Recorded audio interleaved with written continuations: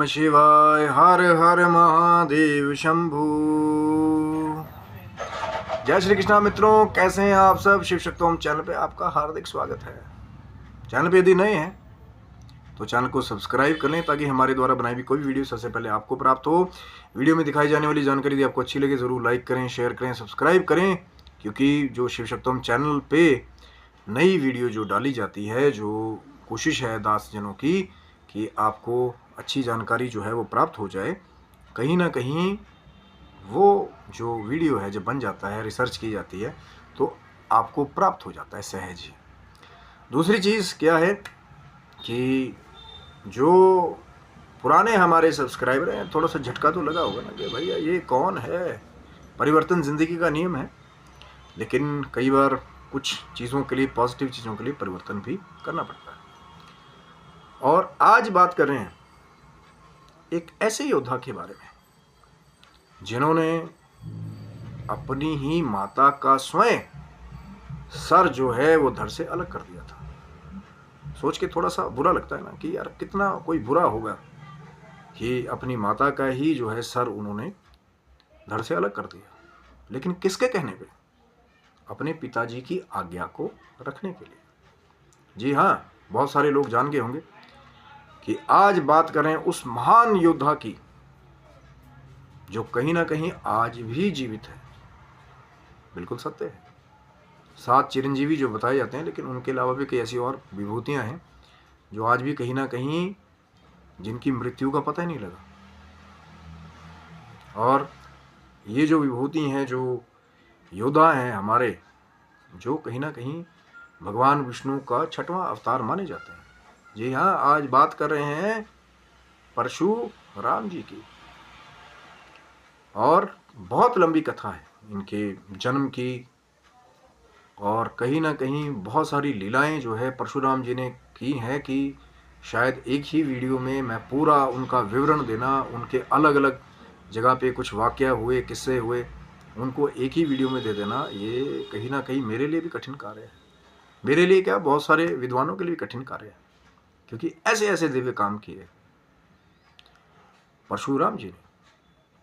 लेकिन ये वृत्तांत परशुराम जी से जुड़ा हुआ है कि सबसे छोटे बेटे होने के बावजूद जो अपनी माता के, माँ रेणुका के सबसे प्यारे थे, क्योंकि भैया कहीं ना कहीं वो एक क्षत्रिय रंग भी था उनके खून में। कैसे? क्योंकि जो उनके पिता जमदग्नि थे वो ऋषि, और जो उनकी माता रेणुका थी वो एक राजा की बेटी थी, यानी कि एक क्षत्रिय कुल की रानी थी वो, या राजकुमारी कहा जाए। और आगे चल के फिर उन्होंने ही जाकर के परशुराम जी को, जो 6वें अवतार माने जाते हैं भगवान विष्णु के, उनको जन्म दिया। अब वो भी एक लंबी कथा है कि परशुराम कैसे नाम पड़ा।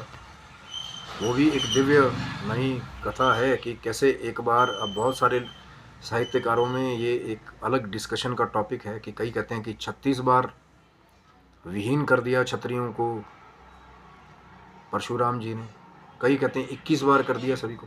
लेकिन कहीं ना कहीं वो जो है जो क्षत्रिय थे, जो सहस्त्रबाहु अर्जुन या कीर्ति अर्जुन का नाम से जो जाने जाते हैं, वो खास एक वंशावली थी जिन्होंने कहीं ना कहीं जाकर के जो जो सहस्त्रबाहु के पुत्र थे, जो कुल के जो क्षत्रिय हुए आगे चल के, उन्होंने जो कामधेनु की बेटी थी, गाय, जो गौ जमदग्नि जी के पास थी, उसको चुराने के लिए एक बार, और कहीं ना कहीं बैर जो चल रहा था भार्गव वंश का, और ये जो वंशावली थी क्षत्रियों की, तो उन्होंने जो है जमदग्नि जी का भी वध कर दिया था। वो गाय को चुरा करके ले गए, जमदग्नि जी का वध किया।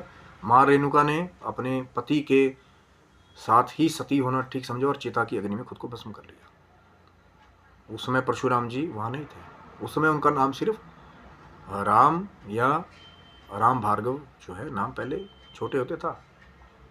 फिर कहते हैं कि वो शिव की आराधना, जिससे वो फरसा, वो परशु जो है परशुराम जी ने प्राप्त किया, तब नाम पड़ा परशुराम।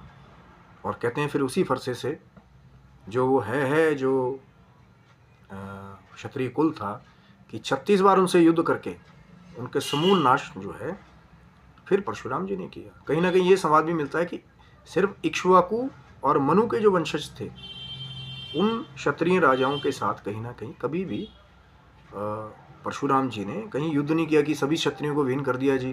नहीं तो फिर रामचंद्र जी कैसे आते आगे।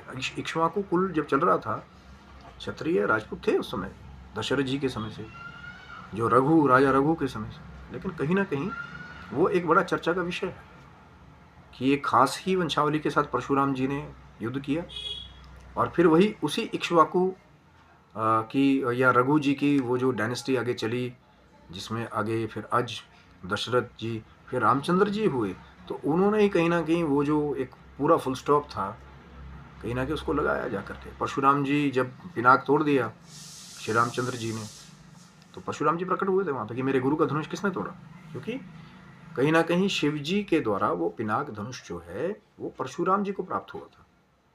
क्योंकि जो रण कौशल सीखा है परशुराम जी ने वो भगवान शंकर से सीखा हुआ है, युद्ध कला जो भी है। एक और दिव्य शास्त्र था, अभी तो आलोप है, उसके कुछ लोग ही ज्ञाता हैं कि ये जो martial art so called China में फैला ना, उससे भी बड़ा एक पुराना वॉरफेयर की टेक्निक से भरा हुआ एक शास्त्र था। क्या नाम है उसका, सर्च करिएगा, फिर हो सकता है कि उसके बारे में बात करेंगे। तो वो जो पिनाक धनुष था परशुराम जी ने शिव जी से प्राप्त हुआ, तो जनक जी को रखने के लिए दिया था, सुरक्षित रखने के लिए। तो लेकिन जब वो स्वयंवर रचा गया तो भगवान शिव की ही माया थी वो, और कहते हैं कि रामचंद्र जी के हाथ में आकर के वो ध्वस्त हुआ और फिर प्रकट हो गए परशुराम जी वेग लेकर के, किसने तोड़ा मेरे गुरु का धनुष। बड़ा एक सुंदर एक दृश्य है, पुराने भी कई सीरियल्स में बहुत अच्छी तरह दिखाया गया।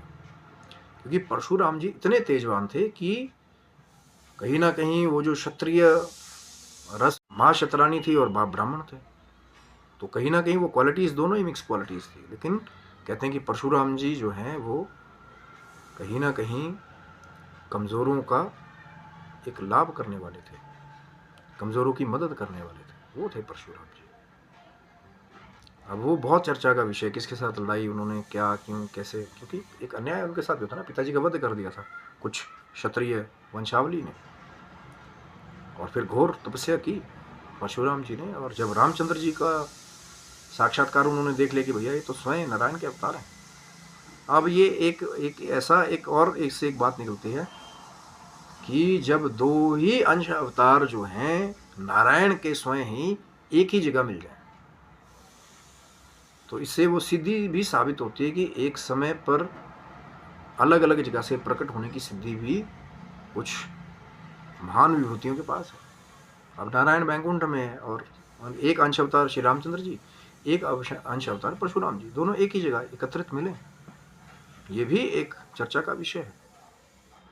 लेकिन बात सारी वही है कि परशुराम जी की जो तपस्या थी कहीं ना कहीं, क्योंकि है नारायण का अंश अवतार और भगवान शिव के बड़े प्रेमी और बहुत अनन्य भक्त रहे परशुराम जी, जो आज भी जीवित हैं। वो एक अलग, मैंने बोला ना परशुराम जी का तो इतना है कि मतलब 4, 5, 6 वीडियो भी शायद अगर बन जाएंगे ना उनके ऊपर, इतना वास्ट एक ज्ञान है, नहीं कर सकते उसको, तो क्या करें।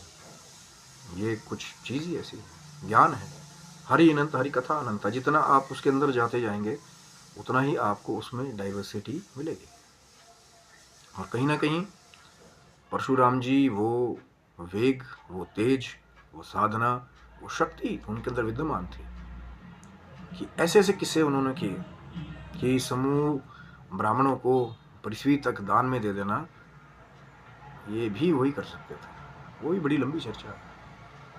और कहीं ना कहीं हवा वेग से इस पर्वत पे उस पर्वत पे, वो शक्ति भी परशुराम जी के पास है। और आज भी जो रिसर्च करने वाले हैं सब चिरंजीवियों पे जो रिसर्च करेंगे अब कहाँ है कहाँ है कहाँ है, वो चैनल को सब्सक्राइब रखिएगा कि कौन सा वो पर्वत है जिसके ऊपर आज भी परशुराम जी का वास माना जाता है, और कौन सा वो खास मंदिर है जहाँ बताया जाता है कि वो शाम को आते हैं, फिर हिमालय की तरफ चले जाते हैं, फिर आते हैं। बहुत सारी कथाएं हैं, पर भैया अब उसको नकार दें अगर कि हम बिल्कुल कि नहीं, हाँ किसी ने देखा ही नहीं, ऐसा भी नहीं है ना। कई जगह जो है उसका बहुत ज़्यादा प्रमाण भी है, वो एक अलग वीडियो चर्चा का विषय है। कहाँ कहाँ चिरंजीवियों के जो प्रमाण हैं वो मिले हैं लोगों को। पर परशुराम की जो कीर्ति थी, और जो मैं बात कर रहा था कि एक बार माँ रेणुका जो है उनके पास कहा जाता है कि ऐसी पवित्रता की शक्ति थी कि वो जाती थी पानी भरने के लिए और कच्चे रेत से ही उस शक्ति के द्वारा घड़े का निर्माण कर देती थी, पतिव्रता की शक्ति, और फिर उसी में जल ले जाकर के वो आश्रम के लिए लेके जाती थी।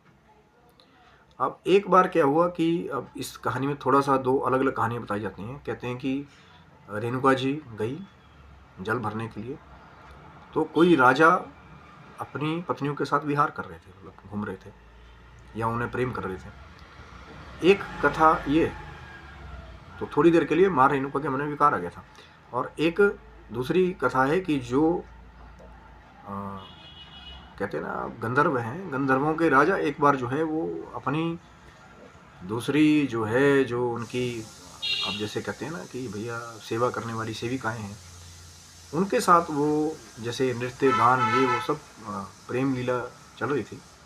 तो उसको देख करके भी वही सेम है कि माँ रेणुका के मन में थोड़ी देर के लिए विकार आ गया था कि वो भूल गई कि मैं क्या करने आया हूँ, मेरा पतिव्रत धर्म क्या है। थोड़ी देर के लिए सिर्फ सोचने मात्र से ही ये थी वो सत्य की बात। अब सिर्फ पहले अंगुष्ठ को छू लेने से ही सतीत्व नष्ट माना जाता था। अब लोग तो जो भैया कली काल के रस वाले पता नहीं क्या क्या लिख दे रहे हैं वहाँ, ये हुआ वो हुआ, इंद्र जी गए कुटिया के बीच में। तो सिर्फ अंगूठे को छू लेने के मात्र से सतीत्व नष्ट हो जाता था। तो माँ रेणुका के मन में विकार आया। वहाँ पे जो सिद्ध तपस्वी जो समाधि में बैठे थे, जमदग्नि जी जो उनके पति थे, परशुराम जी के पिता थे, उन्होंने कहीं ना कहीं देख लिया कि भैया आज कुछ गलत किया है मेरी पत्नी ने, उनके मन में विकार आ गया। तो वो क्रोध से इतना भर गए कि उन्होंने बुलाया अपने बच्चों को, 5 जो संतानें बताई जाती है माँ रेणुका की, ये परशुराम जी 5वें नंबर। तो उसके बाद में सबको बारी बारी से उन्होंने कहा कि अपनी माँ का शीश जो है वो अलग कर दो, इन्होंने अपने पतिव्रत धर्म को भ्रष्ट किया है। इतने क्रोध में भर गए जमदग्नि जी, क्योंकि वो भी कहीं ना कहीं वहाँ पर भी वो क्षत्रिय रस का एक गुणगान है कि उनके पिताजी ब्राह्मण और माँ राजकन्या थी वहाँ पे। वो एक लंबी चर्चा है पुरानी, कैसे वो मिलावट हुई। ये एक घोर रहस्य है कि एक परशुराम जी वाली वंशावली और एक ब्राह्मणों की और वंशावली है, या कहीं और भी अन्यत्र है, कुछ वंशावली है जहाँ पर बाप ब्राह्मण और फिर उनमें क्षत्रिय कुल की माताओं का भी समावेश है। कौन सी है वो नहीं आपको बताएंगे, वो ठाकुर जी की गुप्त सेटिंग है जो अंत में जाकर के कल्कि के साथ जो वार होनी है ना, यहाँ जो भंग लोगों को जो या कहीं ना कहीं जो नशे के मार्ग पे जो चल रहे हैं उनको कल्कि अवतार ये वो फलाना ढिमकना ये वो, और भगवान शिव के वीडियो लगा लगा के उनके साथ में उनको जो वो पदवी के साथ कनेक्ट कर रहे हैं ना, ये चीज़ें आपके ही समाज को आगे चल के धूमिल करेंगी। जो वीडियोस को वायरल कर रहे हैं ना लगा लगा के, शिव जी के अवधूत रूप को जो है एक नकली शहद के साथ जो मिला रहे हैं, जिनकी प्रेडिक्शनें कहीं ना कहीं पहली गलत होगी, पूरी दुनिया को पता भी लग गया कि भैया बंडलबाजी हो रही है या कहीं ना कहीं नशे का बोलबाला हो रहा है। साधु संत सन्यासी जो है विजया का सेवन सिर्फ इसलिए करते हैं और उतना ही करते हैं जितना वो अपने प्रभु का ध्यान लग जाए। अब ये नहीं है कि ये भी खा लिया वो भी खा लिया ये भी कर लिया। जो देखिए कुछ एक ऐसे शरारती तत्व हैं, कुछ केमिकल नशा है जो आज के कलयुग की देन है। विजया बहुत पुरानी शास्त्रीय औषधि है, वो भी तब जब हरी उस औषधि का प्रयोग किया जाए। वो जो सुखा के फुका के उसका पता नहीं क्या केमिकल डाल के ये बना दिया वो बना दिया, वो ये कलयुग की देन है, ये कलयुगी नशा है। लेकिन कहीं ना कहीं वो जो औषधि है उसका प्रयोग जो संत लोग करते हैं ध्यान लगाने के लिए, उसका प्रयोग नहीं जानते कि खाली इसको बदनाम कराएं। बाबा लोग नहा धो के पीछे पड़े हुए नशा नशा, वो नशा नहीं है मेरे भाई, वो उसका एक प्रमाणिक है, वैदिक प्रमाण है उस चीज़ का भी कहीं कहीं। पर प्रयोग के बारे में कितने लोग जानते हैं? पढ़िए कुछ रासायनिक शास्त्र गुप्त, पता लगेगा। पढ़ा है नहीं उसको में लगेगा। विजयम समर्पयामी भी पढ़ी है जो शिव शास्त्र में पूजा करने वाली। क्यों है विजयम समर्पयामी? अब बोली शंकर जी ने तो जहर पिया, तुम भी P low P low P low. अब नेगेटिविटी से बड़ा जहर क्या है इस संसार में, इस कली काल में? कोई जहर नहीं। तो फिर प्रभु का ध्यान लगाना है, जो अपनी प्रभु की भक्ति करना चाहते हैं वो संत लोग हैं जो विजय का प्रयोग करते हैं। अब ये जो केमिकल दूसरे नशे आ गए, अब नाम लेने की मेरे को आवश्यकता नहीं है, उनको पी करके भंड होके घूम रहे हैं यहाँ वहाँ फलाना फलाना, हाँ मैं कल की हूँ, मैं कल की हूँ, मैं कल की हूँ, ये हो। फिर 4-5 लोग और बेवकूफ़ उनके साथ जुड़ के उनके साथ वीडियो लगा के वायरल कर रहे हैं, वहाँ पे भगवान शिव की वीडियो लगा रहे हैं उनके साथ। अरे शिव जी ने जो हलाहल विष पिया, कहाँ आप उनकी बराबरी, या बाबा शिव जी के अवधूत अवतार की कहाँ बराबरी करें उनके साथ। अब आप मुझे एक बात बताइए, आप किसी कॉलेज के बाहर बैठ करके 4-5 जो ये नए लड़के हैं उनको लेकर के आप कोई दूसरे केमिकल नशे का सेवन करेंगे बैठ करके, लोग आपको रोकेंगे और खाली आप वीडियो वायरल कर दो वहाँ पे, लोग मुझे तंग कर रहे हैं, लोग मुझे मार रहे हैं। पूरी वीडियो नहीं दिखाते ना भाई, लोग उतना ही वायरल कर रखा है कि जितना बस खाली वो आपको व्यूज़ मिले, ये पूरी वीडियो दिखाया करो। किसी कोई कॉलेज है, वहाँ पे छात्र पढ़ने के लिए जाते हैं, आप सड़क पे बाहर बैठ जाइए, मैं तो कहीं भी सड़क पे बैठ सकता हूँ और वहाँ बैठ करके अब नशा करने लग जाओ दूसरे वाला, और 4-5 लड़कों को और बिठा लो वहाँ पर, ये मेरे फ्रेंड हैं, इनको भी डंडा मार रहे हैं, हम तो बाहर वैसे ही बैठे हैं। पूरी वीडियो दिखाया करो मेरे भाई। तो लगे हुए लोग उनके साथ कल की वीडियो जोड़ने, भगवान शिव के अवधूत रूप की। दिल तो बहुत कुछ करता है, पर क्या करूँ मैं, ये कली काल में इतनी मैं कहता हूँ कि बस हद नहीं है, लोग इतनी मूर्खता पे उतराते हैं कि मैं हमेशा कोशिश हमारी होती है कि यार कोई शांत वार्तालाप करें, पर इतनी, मैं झूठ नहीं कहूँगा कि विद्वानों की इतनी कमी होती जा रही है और मूर्खों की इतनी बढ़ोतरी होती जा रही है कि किस चीज़ को कहाँ लिंक करना है, नहीं करना है, बिना स्टडी के आधार इन बातों को आप एक ऐसे शरारती तत्व को, एक ऐसे नकली शहद को आप प्रमोट कर रहे हैं, कल को जा कर के जो आपके बच्चों के लिए एक नकली आदर्श का काम करेगा। और बना रहे हैं, वीडियो वायरल कर रहे हैं भगवान शिव जी के नाम लगा के उनके साथ। नहीं यार, वो तो अपनी मस्ती में मस्त है। कल को आपके बच्चे ही वहाँ बैठ करके नशा करेंगे दूसरा केमिकल वाला, तो आप ही बोलेंगे हमारे बच्चों की ज़िंदगी ख़राब हो गई, पर तब तक देर हो जाएगी, क्योंकि आज आप ही उनके साथ बैठ करके शॉर्ट वीडियोज़ बना रहे हैं और भगवान शिव जी के नामों की वीडियो लगा रहे हैं उनके साथ। क्योंकि जब एक बार पता लग गया भैया कि नेशनल लेवल पे प्रेडिक्शनें फेल हो रही हैं, नशा करके कभी यहाँ घूम रहे हैं, कभी वहाँ पिटे जा रहे हैं। अब भगवान कोई खुद को कह दे और 4-5 जो है हल्के से लड़के जो है उनको पीट दें, क्या ऐसे भगवान को पीट सकते हैं वो? भगवान के पास तो इतनी शक्ति है कि जब दुर्योधन जैसा पूरी सभा में बैठा गया वहाँ पे कि पकड़ लो इस ग्वाले को, तो जब निकाला सुदर्शन चक्र तो सब चौंधे आ गए, कुछ नहीं दिखाई दे रहा। और श्री कृष्ण चाहते तो एक बार में सारी, उन्होंने नाश नहीं किया, उन्होंने वहां भी समझाया कि दुर्योधन मान जाओ, पर यहाँ जो हमारे हैं वो मानने को तैयार नहीं, तो अपना ही नुकसान करेंगे। तो ये थे परशुराम जी, पर आगे चर्चा जारी रहेगी। आप स्वस्थ रहें, मस्त रहें, भगवान शिव की कृपा आपके पूरे परिवार के ऊपर बनी रहे। तब तक के लिए हर हर महादेव, जय माता दी, जय श्री कृष्णा। और जो कहानी है वो भी जारी रहेगी कि क्यों काट लिया था शीश, जो है, क्योंकि ऐसा कहा जाता है कि जब परशुराम जी वापस आए तो फिर माँ रेणुका का शीश जो है भगवान की आज्ञा, अपने पिता की आज्ञा मान करके परशुराम जी ने सिर अपनी माँ का विहीन कर दिया। और फिर कहीं ना कहीं जब पिताजी खुश हो गए, वरदान मांगने को कहा, तो परशुराम जी ने वही वरदान मांगा कि मेरे भाइयों को और माँ को सजीव कर दिया जाए एक बार। तो फिर पिताजी ने क्रोध को त्यागते हुए जमदग्नि जी ने आशीर्वाद दिया परशुराम को, जाओ तुम्हारी जय हो, खुश रहो। आपने अपना पितृ धर्म भी निभा दिया और अपनी माता को भी दोबारा आपने जीवित कर दिया। उससे बहुत लंबी कथाएं जुड़ी, वो हैं आदर्श जिनको पढ़ना चाहिए, सुनना चाहिए। लगे हुए हैं बस नकली शहद को चाटने और फिर उनको प्रमोट करने।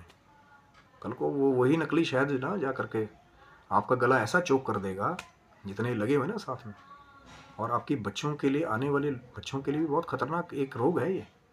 इसका ट्रीटमेंट जो है वो, मैं तो अरदास करता हूँ भगवान शिव जी माँ जगदम्बा से, जितने आडम्बरी हैं ना, जल्दी से जल्दी इनका ट्रीटमेंट वो खुद ही कर दे प्रकृति, क्योंकि प्रकृति है, जैसा दोगे वैसा मिलेगा। तो आप स्वस्थ रहें, मस्त रहें, भगवान शिव की माँ जगदम्बा की कृपा आपके पूरे परिवार के ऊपर बन जाए। तो हर हर महादेव, जय माता दी। आप